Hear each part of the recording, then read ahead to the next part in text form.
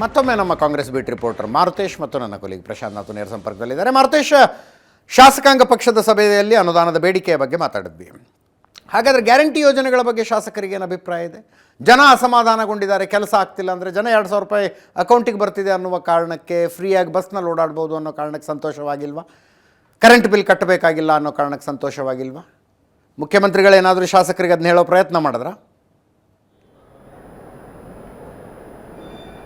ಅಲ್ಲ, ಶಾಸಕಾಂಗ ಪಕ್ಷದ ಸಭೆಯಲ್ಲಿ ಅದನ್ನು ಹೇಳಿಲ್ಲ. ಆದರೆ ನಾವು ಶಾಸಕರಿಗೆ ಮೊಗಸಾಲೆಯಲ್ಲಿ ಸಿಕ್ಕಂಥ ಸಂದರ್ಭದೆಲ್ಲೂ ಕೂಡ ಈ ಪ್ರಶ್ನೆಯೇ ಎತ್ತಿದ್ವಿ. ಈಗ ಗ್ಯಾರಂಟಿಗಳಲ್ಲಿ 2,000 ಕೊಡ್ತಾ ಇದ್ದೀರಾ, ವಿದ್ಯುತ್ ಫ್ರೀ ಮಾಡಿದ್ದೀರಾ, ಅಕ್ಕಿ ದುಡ್ಡು ಕೂಡ ಬರ್ತಾ ಇದೆ. ಸೊ ಇದೆಲ್ಲ ಇರುವಾಗ ಜನ ಡೆವಲಪ್ಮೆಂಟ್ ಬಗ್ಗೆ ನಿಮ್ಮ ಹತ್ರ ಕೇಳ್ತಾರಾ? ಏನಾದ್ರು ಪ್ರಶ್ನೆ ಅಂದರೆ ಆ ಥರ ಸಮಸ್ಯೆಗಳು ಇಟ್ಕೊಂಡು ಬರ್ತಾರಾ ಅನ್ನುವಂಥ ವಿಚಾರವನ್ನು ಪ್ರಸ್ತಾಪ ಮಾಡಿದಾಗ ಒಬ್ಬರು ಶಾಸಕರೇ ಹೇಳಿದರು, ಹೀಗೆ ನಾವು ಅಂದರೆ ಏರಿಯಾ ವಿಸಿಟ್ ಹೋದಂಥ ಸಂದರ್ಭದಲ್ಲಿ ಒಂದು ನಲ್ಲಿ ಪೈಪ್ ಹಾಳಾಗಿತ್ತಷ್ಟೇ. ಸೊ ಒಂದು 50-100 ರೂಪಾಯಿ ಖರ್ಚು ಮಾಡಿದ್ರೆ ಅವ್ರು ರಿಪೇರಿ ಮಾಡಿಸ್ಕೊಳ್ಬೋದಾಗಿತ್ತು. ಇದನ್ನು ರಿಪೇರಿ ಮಾಡಿಸ್ಕೊಡಿ ಅಂತೇಳಿ ನಮ್ಮನ್ನು ಜೋರು ಮಾಡಿದರು. ಅದಕ್ಕೆ ನಾನು ಹೇಳಿದೆ, 2,000 ರೂಪಾಯಿ ಪ್ರತಿ ತಿಂಗಳು ಬರ್ತಾ ಇದೆ, 100 ರೂಪಾಯಿ ಅದರಲ್ಲೇ ಖರ್ಚು ಮಾಡಿದರೆ ಈ ಕೆಲಸ ಆಗೋಗುತ್ತಲ್ಲ ಅನ್ನುವಂಥ ರಿಪ್ಲೈ ಮಾಡಿದಾಗ, ನಿಮಗೆ ಕೊಡಿ ಅಂತ ಹೇಳಿದ್ವ ನಾವು, ನಮ್ಮ ಹತ್ರ ದುಡ್ಡು ಬರುತ್ತೆ ಅನ್ನುವಂಥದ್ದು ಕಾರಣಕ್ಕಾಗಿ ನಾವೇ ಇದನ್ನು ರಿಪೇರಿ ಮಾಡಿಸ್ಕೊಳ್ಬೇಕಾ, ಇದು ನಮ್ಮ ಜವಾಬ್ದಾರಿ ಅಲ್ಲ ಅನ್ನುವ ರೀತಿಯಲ್ಲಿ ಮತದಾರರು ಮಾತನಾಡ್ತಾರೆ. ಅಂದರೆ ಗ್ಯಾರಂಟಿ ಕೊಟ್ಟಿದ್ದೀವಿ ಅನ್ನುವ ಕಾರಣಕ್ಕಾಗಿ ಬೇರೆ ಬೇರೆ ಕಾಮಗಾರಿಗಳಿರ್ಬೋದು, ಕೆಲಸಗಳಿರ್ಬೋದು, ಅಭಿವೃದ್ಧಿ ಕಾರ್ಯಗಳ ಬಗ್ಗೆ ಜನ ಎಷ್ಟು ಅಲರ್ಟ್ ಇದ್ದಾರೆ ಅನ್ನೋದನ್ನು ಕೂಡ ಸ್ವತಃ ಕಾಂಗ್ರೆಸ್ ಶಾಸಕರು ಹೇಳಿದಂಥ ಅಭಿಪ್ರಾಯ. ಜನ ಗ್ಯಾರಂಟಿಗಳಿಂದ ಖುಷಿಯಾಗಿದ್ದಾರೆ, ಹಾಗಂದ ಮಾತ್ರಕ್ಕೆ ಬೇರೆ ಕೆಲಸಗಳನ್ನು ಮಾಡದೇ ಇದ್ದರೆ ಸಹಿಸ್ಕೊಂಡಿರ್ತಾರೆ ಅನ್ನುವಂಥ ಅರ್ಥ ಅಲ್ಲ ಅನ್ನುವಂಥ ಮಾತನ್ನು ಸ್ವತಃ ಕಾಂಗ್ರೆಸ್ ಶಾಸಕರುಗಳೇ ಇವತ್ತು ನಮ್ಮ ಹತ್ರ ಆ ಅಭಿಪ್ರಾಯಗಳನ್ನು ಹಂಚಿಕೊಳ್ತಾ ಇದ್ರು. ಅಂದರೆ ಗ್ಯಾರಂಟಿಗಳನ್ನು ಕೊಟ್ಟಿದ್ದೀವಿ ಅನ್ನುವ ಕಾರಣಕ್ಕಾಗಿ ಡೆವಲಪ್ಮೆಂಟ್ ವರ್ಕ್ಸ್ ಮಾಡದೇ ಇದ್ದರೆ ಶಾಸಕರ ಪಾಪ್ಯುಲಾರಿಟಿ ಅಷ್ಟರ ಮಟ್ಟಿಗೆ ಆಗಲ್ಲ. ಜನ ನಾವು ಹೋದಾಗಲೆಲ್ಲವೂ ಕೂಡ ರಸ್ತೆ ರಿಪೇರಿ ಮಾಡಿಸ್ಕೊಡಿ, ಚರಂಡಿ ಕ್ಲೀನ್ ಮಾಡಿಸ್ಕೊಡಿ, ಹೊಸ ಚರಂಡಿಗಳು ಮಾಡಿ, ಬೇರೆ ಬೇರೆ ಅಭಿವೃದ್ಧಿ ಕೆಲಸಗಳ ಬಗ್ಗೆಯೂ ಕೂಡ ನಮ್ಮ ಬಳಿ ಡಿಮ್ಯಾಂಡ್ಗಳನ್ನು ಇಡ್ತಾರೆ. ಸಮುದಾಯ ಭವನಗಳನ್ನು ಕಟ್ಟಿ ಹೊಸ ಶಾಲೆಗಳು ಮಾಡಿಕೊಡಿ, ಈ ಥರದ ಹಲವಾರು ಬೇಡಿಕೆಗಳು ಬರ್ತಾನೆ ಇದ್ದಾವೆ. ಆದರೆ ಅನುದಾನ ಇಲ್ಲದೇ ಇರುವ ಕಾರಣಕ್ಕಾಗಿ ನಾವು ಆ ರೀತಿಯಾದಂಥ ಕಾಮಗಾರಿಗಳನ್ನು ತೆಗೆದುಕೊಳ್ಳೋಕೆ ಆಗ್ತಾ ಇಲ್ಲ ಅಂತ ಸಾಕಷ್ಟು ಜನ ಶಾಸಕರು ತಮ್ಮ ಅಳಲನ್ನು ಹೇಳ್ಕೊಂಡಿದ್ದಾರೆ. ಸೊ ಅಂದರೆ ಸರ್ಕಾರ ಗ್ಯಾರಂಟಿಗಳನ್ನು ಪರಿಷ್ಕರಣೆ ಮಾಡಬೇಕು ಅನ್ನುವಂಥ ಒತ್ತಾಯ ಕೂಡ ಕಾಂಗ್ರೆಸ್ ಶಾಸಕರಲ್ಲಿದೆ. ಆದರೆ ಸಿದ್ದರಾಮಯ್ಯನವರು ಪರಿಷ್ಕರಣೆಯ ವಿಚಾರಕ್ಕೆ ಯಾವುದೇ ಕಾರಣಕ್ಕೂ ಕೈ ಹಾಕೋದಿಲ್ಲ ಅನ್ನೋದು ಬಹಳ ಸ್ಪಷ್ಟ. ಸಿದ್ದರಾಮಯ್ಯನವರು ಇರುವ ತನಕ ಗ್ಯಾರಂಟಿಗಳಲ್ಲಿ ಒಂದು ಸಣ್ಣ ಬದಲಾವಣೆಯನ್ನು ಕೂಡ ಅವರು ಮಾಡ್ಕೊಳ್ಳೋದಕ್ಕೆ ರೆಡಿ ಇಲ್ಲ ಅನ್ನೋದು ಶಾಸಕರಿಗೂ ಕೂಡ ಅರ್ಥ ಆದಂಗೆ ಇದೆ. ಅಜಿತ್, ಎಸ್ ಪ್ರಶಾಂತ್, ಅಂದರೆ ಇದರಲ್ಲಿ ಶಾಸಕಾಂಗ ಪಕ್ಷ ಸಭೆಯಲ್ಲಿ ಚರ್ಚೆ ಆಗಿದ್ದು ಅಂತಲ್ಲ, ಬಟ್ ಮುಖ್ಯಮಂತ್ರಿಗಳಿಗೂ ಒಂದು ಲೆಕ್ಕಾಚಾರ ಇರುತ್ತಲ್ಲ. ಮನೆಯ ಮುಂದೆ ರಸ್ತೆ ಹಾಳಾಗಿದೆ, ಬಟ್ ಅಕೌಂಟ್ಗೆ 2,000 ಬರುತ್ತೆ ಅನ್ನೋ ತೃಪ್ತಿಯಲ್ಲಿ ಜನ ಇದ್ದಾರೆ ಅಂತ ಏನಾದ್ರು ಮುಖ್ಯಮಂತ್ರಿಗಳು ಅನ್ಕೊಂಡಿದ್ದಾರೆ? ಅದೇ ನೋಡಿ, 2018ರಲ್ಲಿ ಸಿದ್ದರಾಮಯ್ಯನವರು ಹ್ಯೂಜ್ಲಿ ಪಾಪ್ಯುಲರ್ ಇದ್ದರು. ಭಾಗ್ಯಗಳ ಒಂದು ಸರಮಾಲೆಯನ್ನೇ ಜನರಿಗೆ ಕೊಟ್ಟಿದ್ರು. ಹೌದು. ಆದರೂ 2018ರ ಚುನಾವಣೆಯಲ್ಲಿ ಯಾಕೆ ಸೋತರು?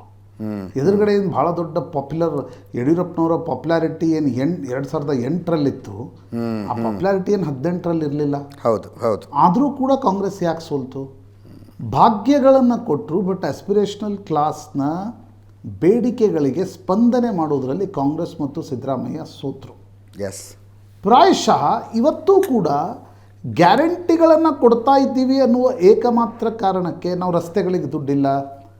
ಕಳೆದ ಬಾರಿ ಭೀಮಾನಾಯಕ್ ಶಾಸಕಾಂಗ ಪಕ್ಷದ ಸಭೆಯಲ್ಲೇ ಹೇಳಿದರು, ನಾನು ಹೆಸ್ಕಾಮ್ನವ್ರನ್ನ ಜಸ್ಕಾಮ್ ಬರತ್ ಕಾಣತ್ತಲ್ಲಿ ಅವರನ್ನು ಕೇಳಿಕೊಂಡ್ರು ಒಂದು ವಿದ್ಯುತ್ ಕಂಬ ಹಾಕ್ಲಿಕ್ಕೆ ದುಡ್ಡಿಲ್ಲ ಅಂತಾರೆ.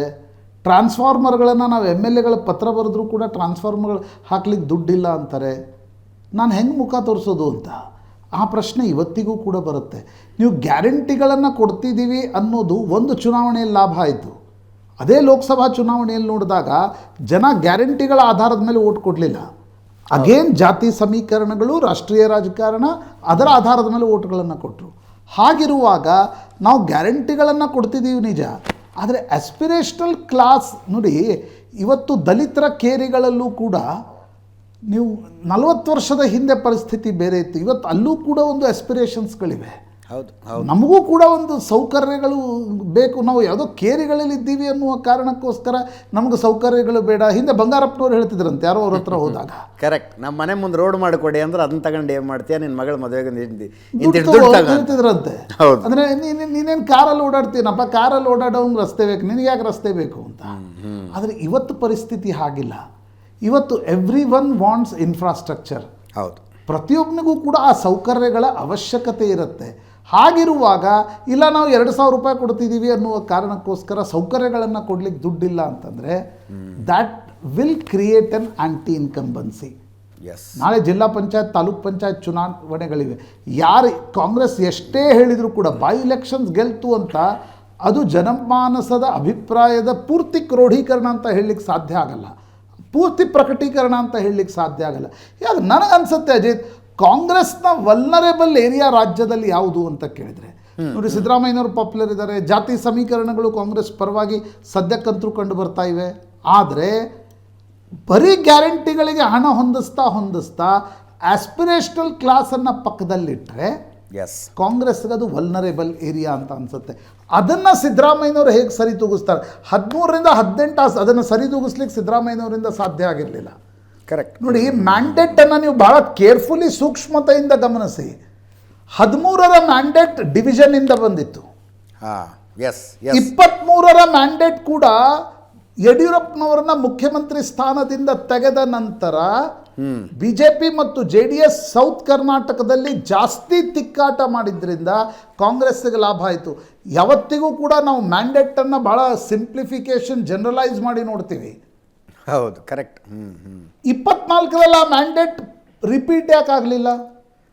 ಎಸ್, ಬಿಕಾಸ್ ಬಿಜೆಪಿ ಆ ತಿಕ್ಕಾಟ ಸೌತ್ನಲ್ಲಿ ಮುಗಿತು. ನನಗನ್ಸುತ್ತೆ ಕಾಂಗ್ರೆಸ್ಗೂ ಕೂಡ ಇದು ಅರ್ಥ ಆಗಿದೆ. ಬಟ್ ಇದೊಂದು ನೀವು ಅದನ್ನು ಕಡಬು ಹೇಳ್ತಿರ್ತೀರಲ್ಲ, ಆ ಕಡಬಿನ ಥರ ಇದೆ ಇದು, ಅಥವಾ ಬಿಸಿ ತುಪ್ಪದ ಥರ ಇದೆ. ಇದನ್ನು ಉಗುಳಬೇಕು, ನುಂಗಬೇಕು.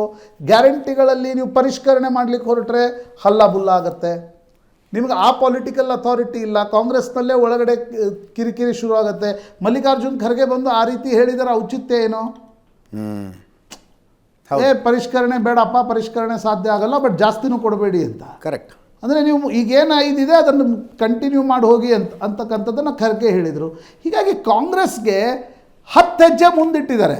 ಹೌದು, 4 ಹೆಜ್ಜೆ ಹಿಂದೆ ಬರಲಿಕ್ಕೆ ಕಾಂಗ್ರೆಸ್ ಕಷ್ಟಪಡ್ತಾ ಇದೆ. ಜೊತೆಗೆ ಜನ ನೋಡ್ರಿ, ಜನ ಗ್ಯಾರಂಟಿ ಹಣ ಕೊಡ್ತಾ ಇದ್ದೀರಿ ಅನ್ನುವ ಕಾರಣಕ್ಕೋಸ್ಕರ ರಸ್ತೆ ಕೊಡಲಿಲ್ಲ, ಗಟ್ಟರ ಕೊಡಲಿಲ್ಲ ಅಂತಂದರೆ ಅದಕ್ಕೆ ಪ್ರಶ್ನೆ ಮಾಡ್ತಾರೆ. ಹೌದು, ಒಪ್ಪಲ್ಲ.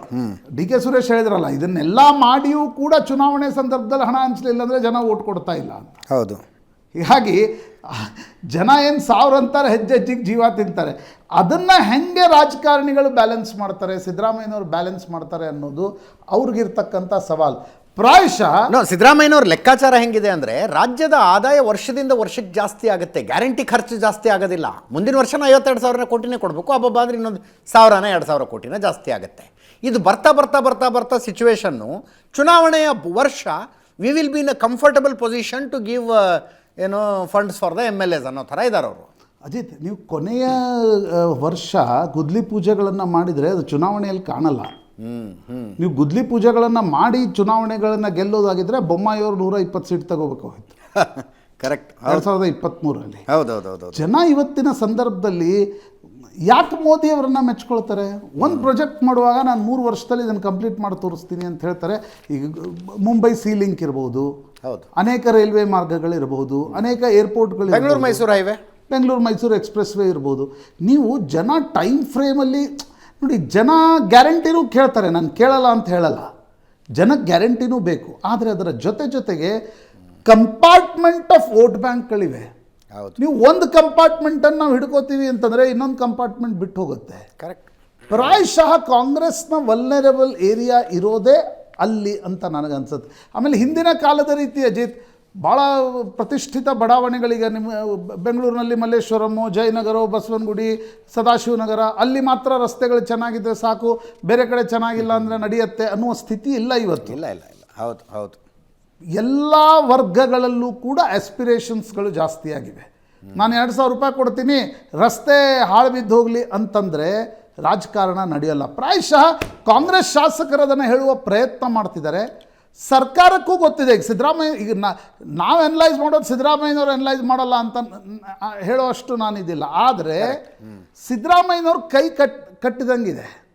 ನೀವು ಪರಿಷ್ಕರಣೆನೂ ಮಾಡೋಂಗಿಲ್ಲ. ಹುಲಿ ಸವಾರಿ ರೀ ಇದು, ಕುತ್ಕೊಂಡೇ ಇರ್ಬೇಕು ನೀವು, ಕೆಳಗೆ ಹೇಳಿದ್ರೆ ತಿನ್ನತ್ತೆ ಹುಲಿ. ಇದು ಸಿದ್ದರಾಮಯ್ಯನವ್ರನ್ನೂ ಕಾಡುತ್ತೆ, ಇದು ಮುಂದಿನ ದಿನಗಳಲ್ಲಿ ದೇವೇಂದ್ರ ಫಡ್ನವೀಸ್ರನ್ನೂ ಕಾಡುತ್ತೆ. ಎಸ್. ಇನ್ನೊಂದು ಸಣ್ಣ ಬ್ರೇಕ್ನ ಸಮಯ. ಪಾರ್ಟಿ ನೋಟ್ಸ್ನಲ್ಲಿ ಇನ್ನೊಂದು ಬ್ರೇಕ್ ನಂತರ ವಿಜೇಂದ್ರ ಅವರು ದಿಲ್ಲಿಗೆ ಹೋಗಿರೋ ಸುದ್ದಿ ಹೇಳ್ತೀನಿ.